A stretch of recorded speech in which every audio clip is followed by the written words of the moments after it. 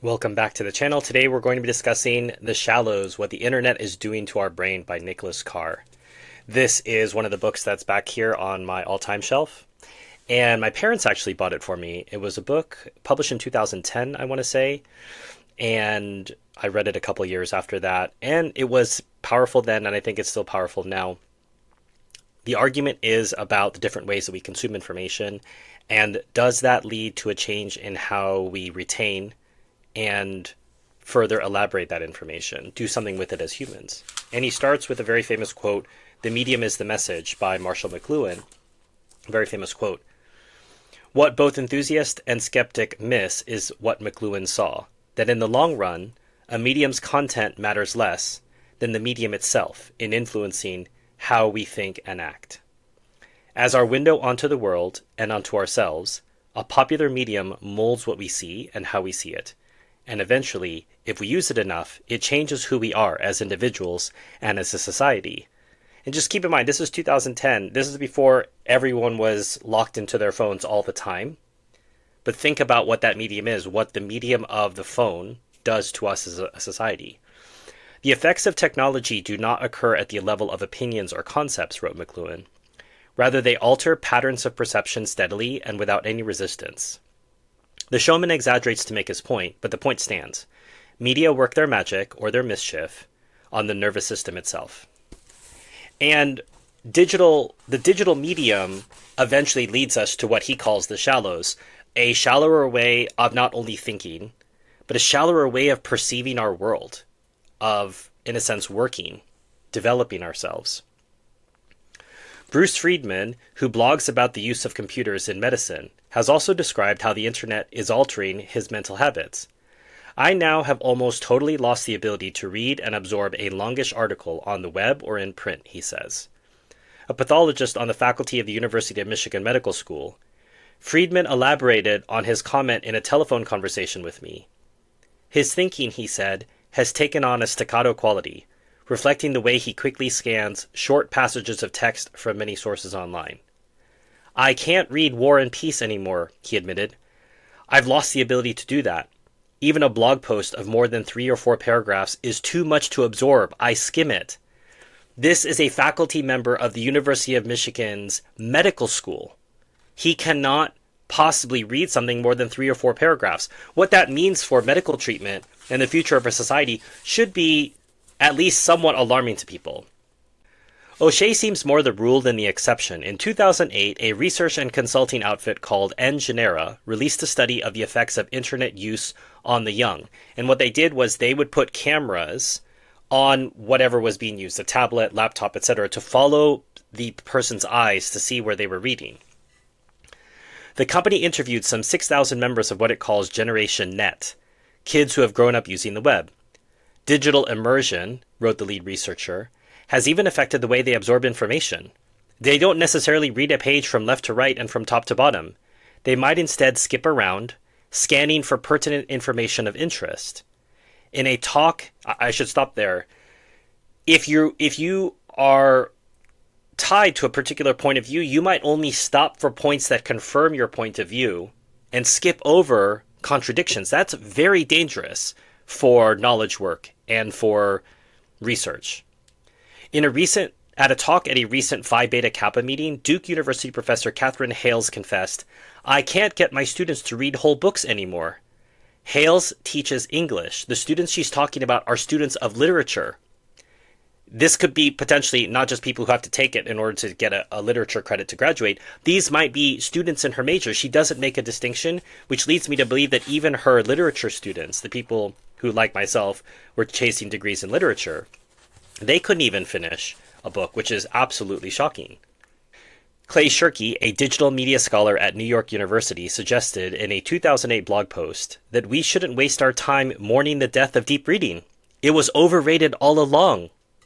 No one reads War and Peace, he wrote, singling out Tolstoy's epic as the quintessence of high literary achievement.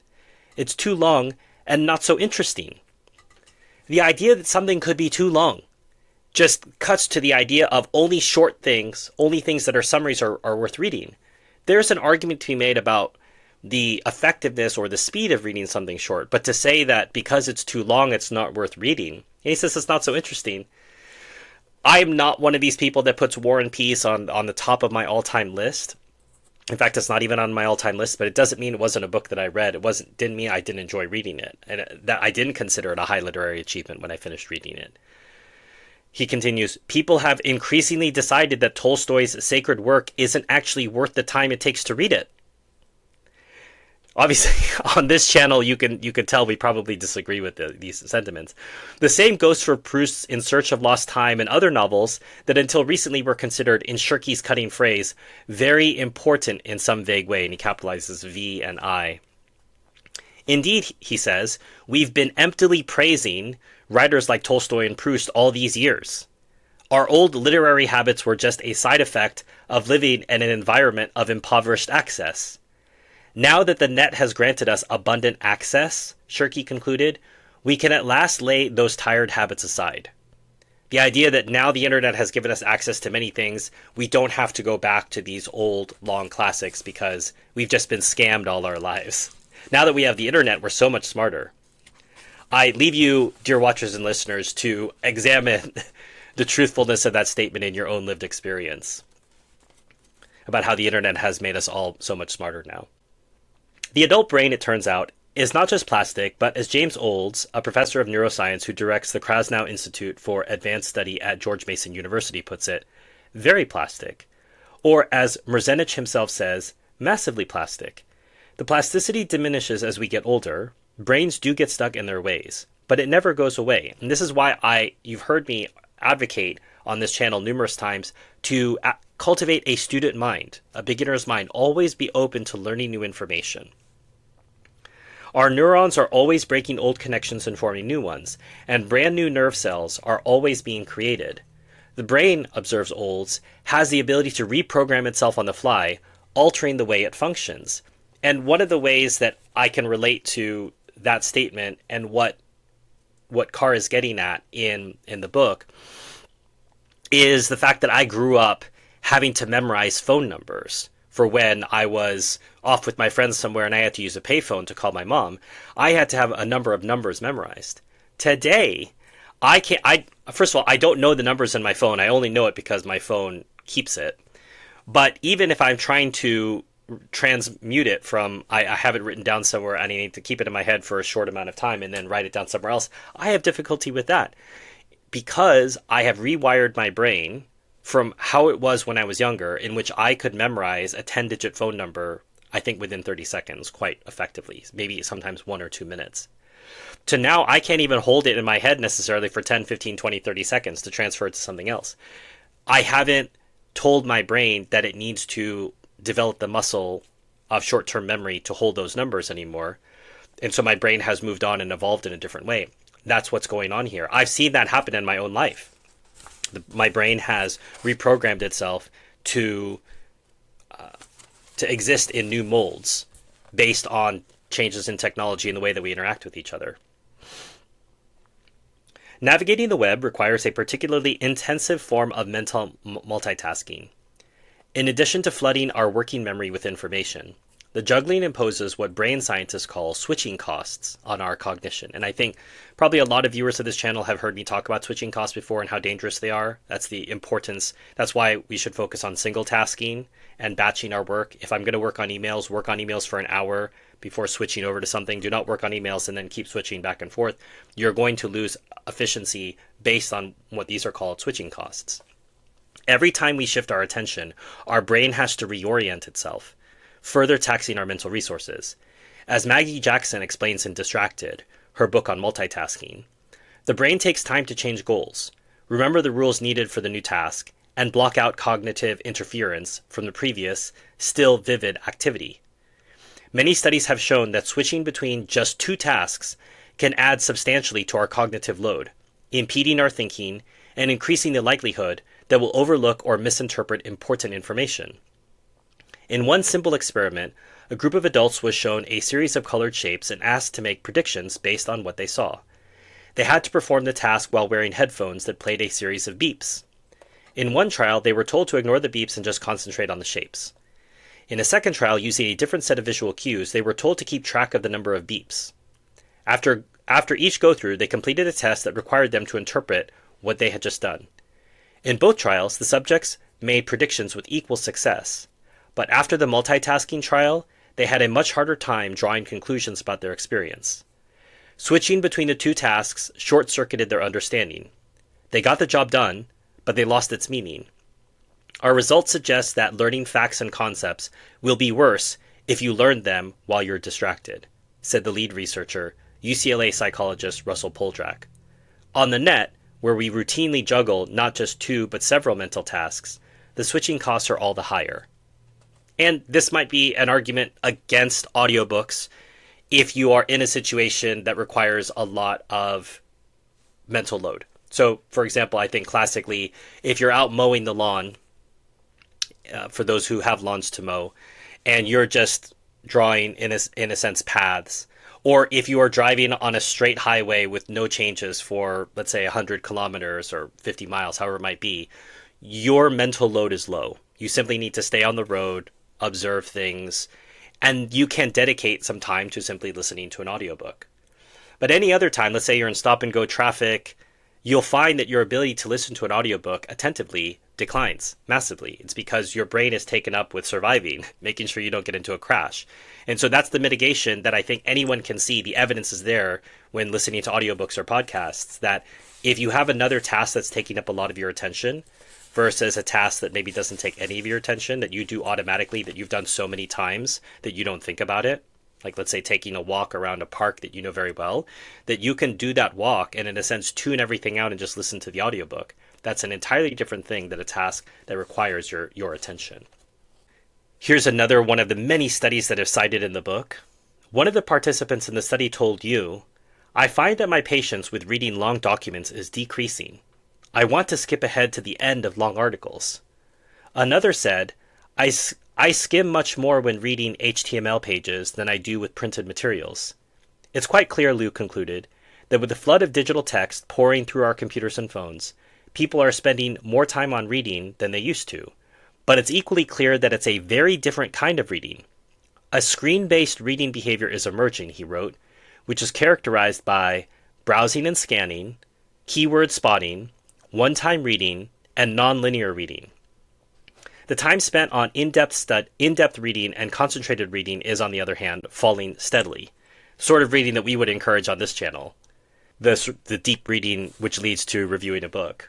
There's nothing wrong with browsing and scanning, or even power browsing and power scanning. We've always skimmed newspapers more than we've read them, and we routinely run our eyes over books and magazines in order to get the gist of a piece of writing and decide whether it warrants more thorough reading. The ability to skim text is every bit as important as the ability to read deeply. What is different and troubling is that skimming is becoming our dominant mode of reading. Once a means to an end, a way to identify information for deeper study, scanning is becoming an end in itself, our preferred way of gathering and making sense of information of all sorts.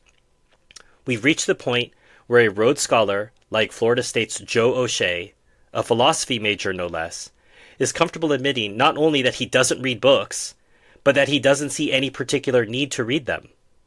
Why bother when you can Google the bits and pieces you need in a fraction of a second? What we're experiencing is, in a metaphorical sense, a reversal of the early trajectory of civilization. We are evolving from being cultivators of personal knowledge to being hunters and gatherers in the electronic data forest. I think that is one of the best lines in the entire text. I'll read it again.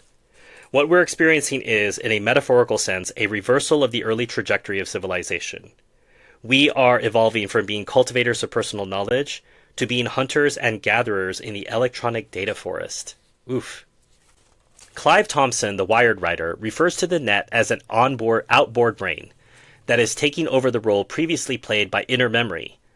I've almost given up making an effort to remember anything, he says, because I can instantly retrieve the information online. He suggests that by offloading data onto silicon, we free our own gray matter for more germanely human tasks like brainstorming and daydreaming. David Brooks, the popular New York Times columnist, makes a similar point.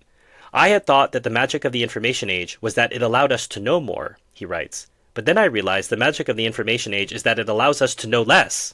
It provides us with external cognitive servants, silicon memory systems, collaborative online filters, consumer preference algorithms, and network knowledge. We can burden these servants and liberate ourselves. But are we really liberated when we outsource memory and knowledge onto these, I think, very, very eloquently said, digital servants? If you're enjoying this review so far, please hit like and subscribe. It gets the channel out to more people who might enjoy it. Consider sharing this with people who you think would enjoy this book review. In the most extreme expression of the determinist view, human beings become little more than the sex organs of the machine world, as McLuhan memorably wrote in the Gadget Lover chapter of Understanding Media. Our essential role is to produce ever more sophisticated tools, to fecundate machines as bees fecundate plants, until technology has developed the capacity to reproduce itself on its own. At that point, we become dispensable. And I think that's, in 2010, they wouldn't have been talking about AI. In 2025, we recognize that instantly when we read it, that, that's AI. We are at a moment of clumsiness where we can see AI clumsiness and we can see our interaction with AI as clumsy. But at some point, we may become unnecessary, superfluous to the machines, and they may decide to create Skynet and get rid of us. I don't think that's so crazy as an idea. If the experience of modern society shows us anything, observes the political science Langdon Winner, it is that technologies are not merely aids to human activity, but also powerful forces acting to reshape that activity and its meaning. Though we're rarely conscious of the fact, many of the routines of our lives follow paths laid down by technologies that came into use long before we were born. It's an overstatement to say that technology progresses autonomously. Our adoption and use of tools are heavily influenced by economic, political, and demographic considerations. But it isn't an overstatement to say that progress has its own logic, which is not always consistent with the intentions or wishes of the tool makers and tool users. Sometimes our tools do what we tell them to. Other times we adapt ourselves to our tools' requirements. We become the tools that we think that we're in charge of. Language is, for human beings, the primary vessel of conscious thought, particularly higher forms of thought. Because language is, for human beings, the primary vessel of conscious thought, the technologies that restructure language tend to exert the strongest influence over our intellectual lives. As the classical scholar Father Walter J. Ong put it, technologies are not mere exterior aids, but also interior transformations of consciousness, and never more than when they affect the word.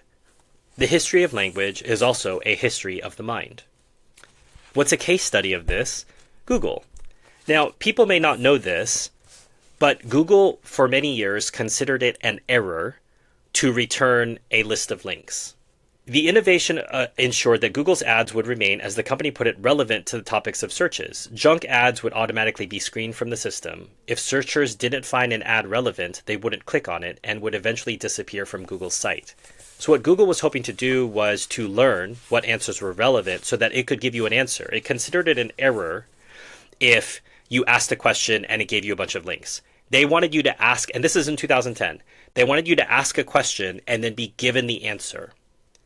But people have to realize how problematic that is. It's one thing to ask a machine, when did the Mets win the World Series in a certain year? That is a fact that's not up for debate. It's simply a date that has passed and you put that up. It's a trivia question. But people apply this to other things. Should I get divorced from my wife? Ask AI. What is the meaning of life? Ask AI. And there are actually answers being put forward by AI now. They're not giving you a list of links to articles where you can read and research and figure it out for yourself.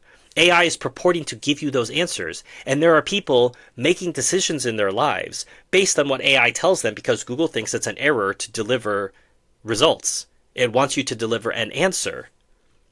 Google is neither God nor Satan. And if there are shadows in the Googleplex, they're no more than the delusions of grandeur. What's disturbing about the company's founders is not their boyish desire to create an amazingly cool machine that will be able to outthink its creators, but the pinched conception of the human mind that gives rise to such a desire. Very well said.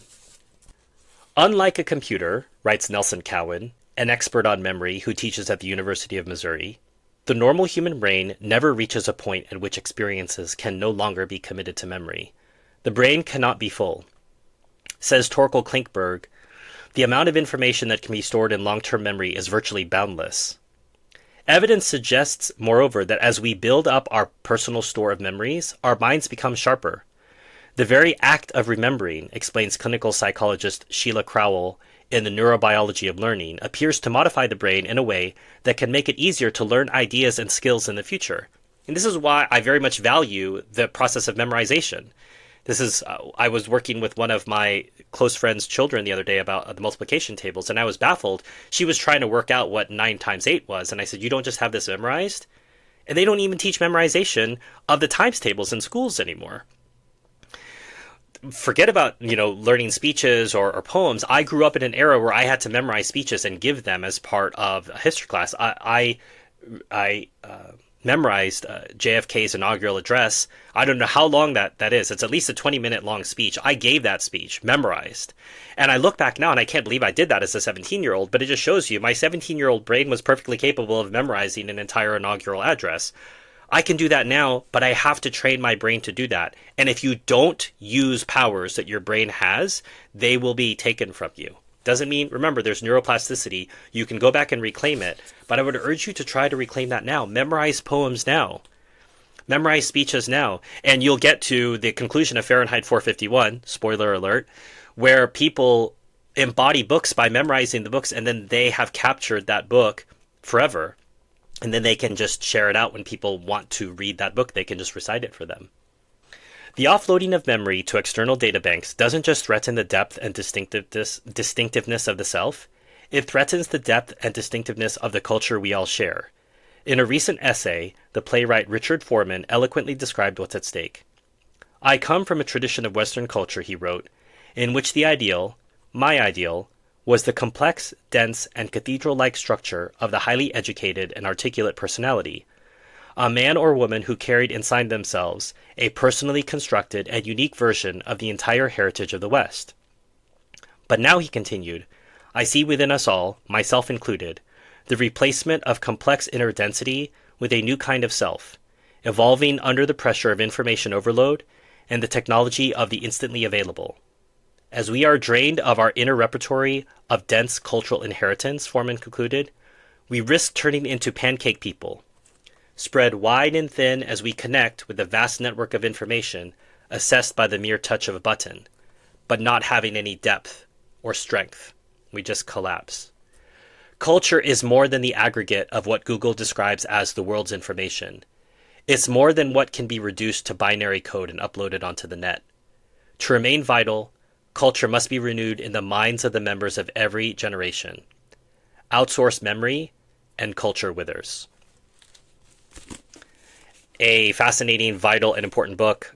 In reading some of these passages, I am reminded why this book is on my all-time list, why it's back there in that bookshelf, and why I wanted to share it with you all. If you want to get a copy for yourself, there's a link in the description. It's one of the easy ways you can support this channel. If you're going to buy the book, buy it through us. If you want to support us in a free way, like, subscribe, share this with people. They will, I think, get some ideas from this and at least ponder the points that the author is trying to make. If you'd like to thank me for this presentation, there's links to PayPal and Buy Me a Coffee below. If you want to support me on an ongoing basis, there's links to Patreon and YouTube membership. You will get early access to videos like this one. You'll have the opportunity to chat with me behind the scenes. And you'll also get access to videos that I don't upload to the general public that are only for my patrons and YouTube members. If you want to nominate a book for the future, my Amazon wish list is linked below. You'll see links there to all sorts of books on Palestine, which is for my Palestine bookshelf project, or books on France and Paris. That's for a project I work on with a friend called The Americans in Paris. Or if you see other books that are not related to those two fields, they're for this channel. Buy a copy of the book, send it my way. In effect, you'll sponsor the video, and I will try to review it in a timely manner. Until next time, enjoy your reading.